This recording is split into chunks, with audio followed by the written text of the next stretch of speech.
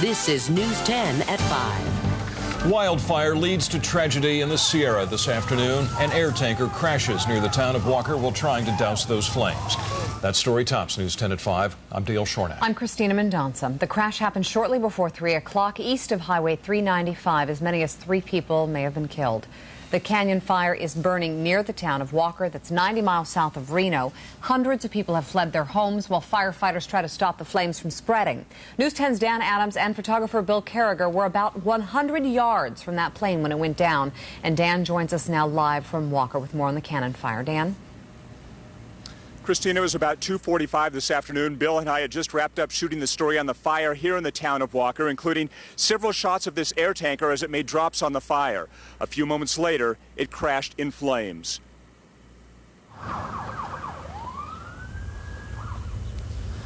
It was right along Highway 395 in the heart of Walker. The air tanker slammed into the ground. News 10 photographer Bill Carriger, who captured these pictures, saw it come down. Bill said that the plane was on fire and falling apart in the sky.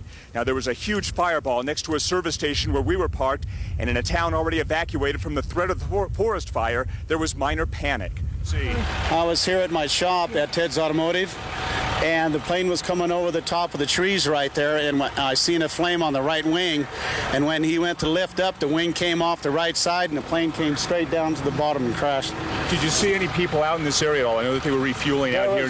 There was one person out in the field, and it crashed just on the other side of him, and I don't know if he's hurt or not, but he was about 100 yards from the plane where it crashed.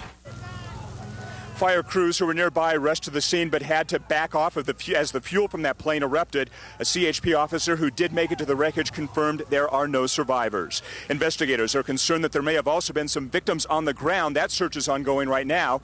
Now, we believe that no additional structures have been lost. At this point, they believe the plane was privately owned, a contract plane used to fight fires. Now, as for the wildfire up here, it continues to burn. In fact, you can see behind me the smoke from the hillside here above Walker. That's where the fire burns right now. 2 homes have been lost.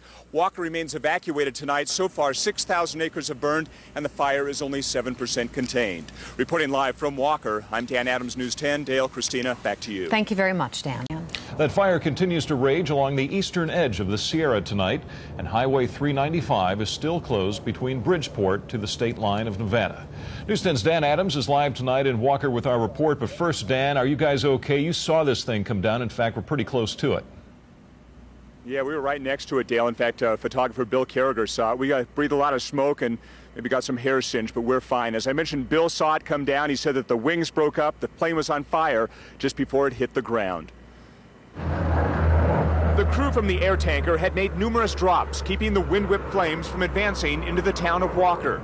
The drop at 2:42 this afternoon would be their last. In a fireball enveloped in pitch-black smoke, the 4-engine C-130 plummeted into a field along Highway 395. I watched him fly over, and then all I heard was an explosion. Boom, boom. The airplane crashed. Oh, that's what it was. Yes, the wing caught on fire and down it went. Oh, my God. Already weary from 2 days of fire that has destroyed 2 homes in this town, shocked residents looked on in horror. We were right in the front yard because we were watching it drop the retardant. And all of a sudden the wing caught on fire, left the airplane, and then the airplane went down. Emergency crews nearby rushed to the scene, trying to keep flames away from town and a gas station where we were. But the fire, fueled by aviation gas and pushed by winds, drove us back. Get back, Bill. As flames raged, emergency crews made it to the main impact site. There was no hope. There's no survivors. We have multiple fatalities. No possible way of survival. The trail of debris confirms witness accounts and images captured on home video. In the middle of Highway 395, parts of the wing which had detached in midair.